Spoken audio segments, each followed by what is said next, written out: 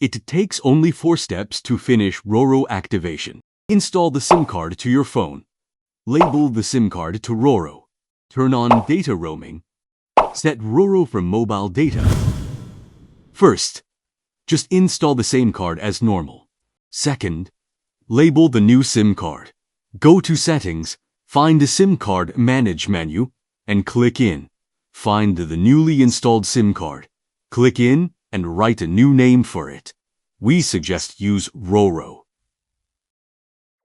Third, turn on data roaming.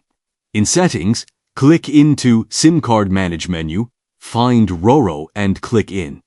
You can find data roaming switch there. Turn it on. At last step, set RORO as your mobile internet data SIM. In the same management menu, you can find SIM settings.